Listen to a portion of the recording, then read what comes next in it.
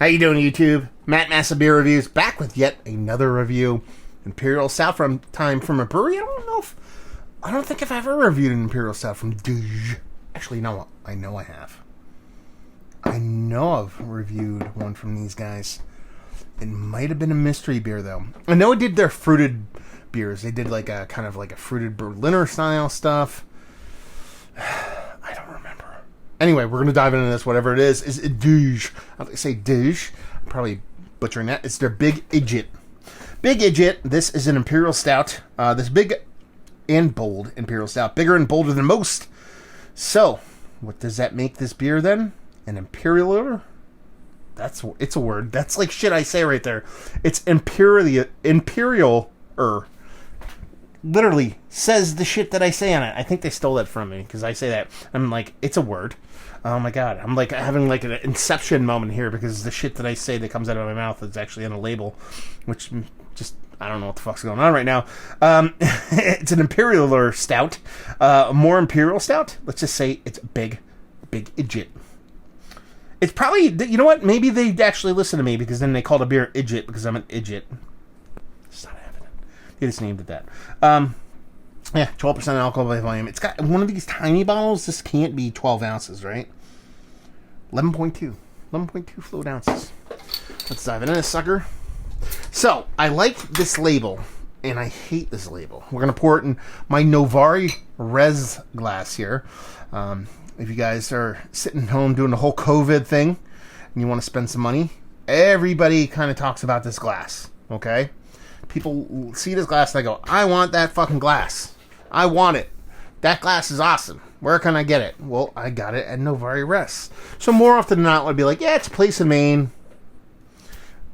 You know, you can go there and get beer if you want. Great place. They have awesome beers, a lot of aged stuff. They got broken into. They literally shut down because of this whole COVID thing and everything's going crazy. And some fucking asshole broke into their bottle, their bar, bottle shop, their cellar, whatever you want to call it, and broke in. I'm not sure, quite exactly sure what they took, but someone broke in there and kind of fucked their shit up. People are quarantining. People are doing good things. But that doesn't mean bad people stop. So, if you guys ever want to spend a couple bucks, support, go to their website, get a gift certificate, buy a glass. That's why I said this glass comes from there. You can get this glass if you want it. Just reach out to them. Spend a couple bucks on these guys because they deserve it because they're doing good things and they've always done good things for beer. Label-wise, like I said, I love this label, but at the same time I hate it. Why? Because it looks, if you look here, there's this like little hop in the corner. That hop looks exactly like what Soul Artisan Ales logo used to look like, and this label is very reminiscent of their, what was the name of that beer? It was a stout that Soul did. I forget the name of it now, but it looks just like that label, and I like that label, but Soul's like in the ownership there that are now separatist out of Easton. They're like the worst ownership ever. The brewer is just a bad person, and I want to like it, but I can't because it loosely connected to that, and I keep thinking of that person. So anyway, personal shit aside, that looks like a big old stout. Actually has a nice kind of creamy, kind of fluffy head to it. It doesn't look that way because I've talked way too much, but it has this kind of like softness to it, a little oatmeal stout vibe. So yeah, let's see what the nose has. I mean, it's not barrel aged. It's not barrel aged, but it smells that way. And I'm going to tell you right now,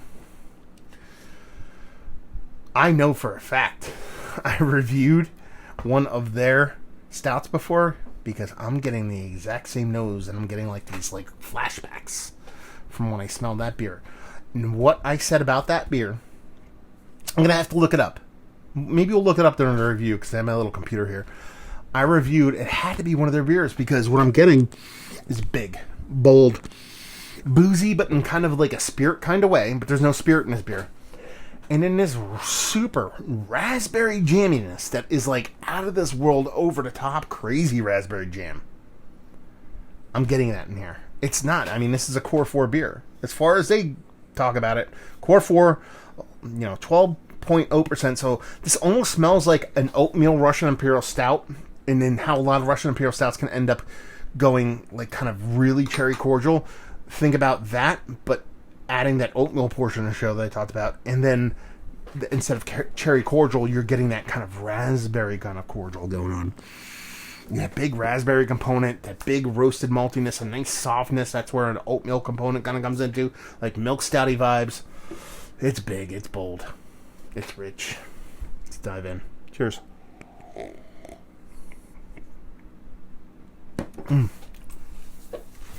Okay, not nearly as sweet as I thought it was going to be. I thought this beer was going to be like super duper sweet. That is not the case. Oh, I closed my window. Let's see what it comes up with here. I'll go to my beer thing, but it's nice. It's got a big roast to it. It almost comes off like a coffee beer. Nice mouthfeel. Nothing too crazy.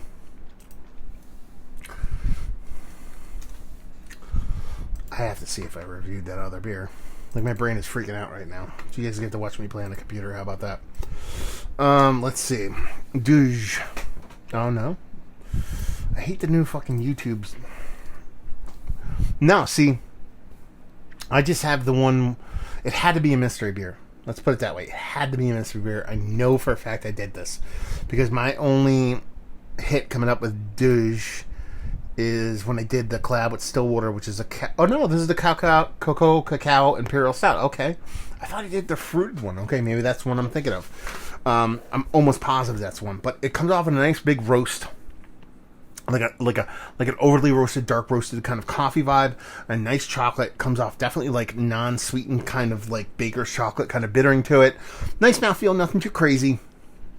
That raspberry, while in the nose, and you do get a hint of it in the mouth, doesn't nearly follow as big as it is in the nose. I think that's pretty much it.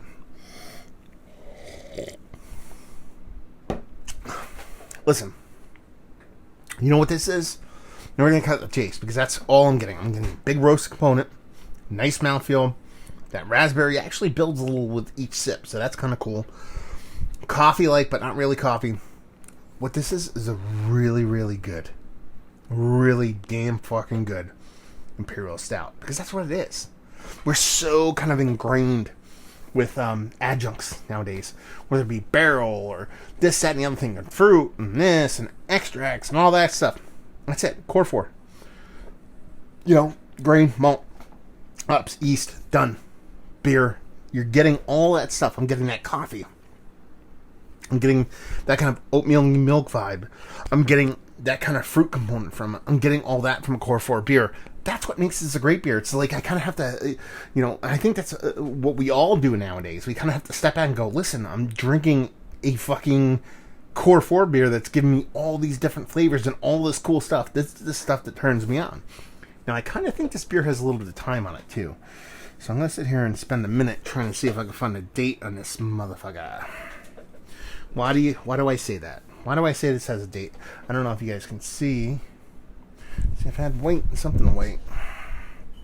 I'll do that. I don't know if you guys can see. There's a big merc ring on that sucker. Right there. But I don't know if they date their beers from Douche. Oh no, here we go. Okay. This says it was bottled, I believe, because the date is in the future, so it has to be bottled on that date. The date on here, so internet sleuths, go figure out this for me. I'm not sure what they mean by this. This was September 29th of 2021. This is, March 31st, 2020. So I don't know how long they put this beer at as far as how long it can age. So I'll have to do a little bit of research on that. Figure out what's what, but this has to have a little bit of age on it. If that's the case, and this fresh had to be really bittering, really more explosive. But I think given a couple more years, given close to that date, I think it'd end up being world-class fucking stout. Fun beer. I think it's fantastic fun. Didn't suck. So let's talk about it. So one of the better Imperial Stouts that I've had as of late, yes. Core 4, definitely without a doubt. It's not Mount Rushmore status, but it's fun nonetheless. Value and availability. I want to say I paid $5 or $6 for it. Single bottle, something like this. I have no problem with that. And leave you with, if you like what we like this beer, if you like big, roasted, toasty, kind of imperial stouts that have a lot of... They kind of make you think of a lot of different things without actually having those ingredients in the beer. It's about, like... what's the word I'm looking for? It's not eliciting. It's not accentuating. Alluding to a lot of different flavors and stuff like that without actually putting them in the beer. Then you like this. It's just fun. It's core 4 beer and it's tasty as fuck. What do you want? So there you go. Another review in the books. Hopefully you guys enjoyed the review. Down there if you want to talk about it. Massive Beers if you want to check me out doing the social media stuff. Beer Massive. Want to check me out doing the whole podcasting thing. And hopefully you guys enjoyed the review. Hopefully you're enjoying a little bit of a Idjit right now. Hope to see you next time. Cheers.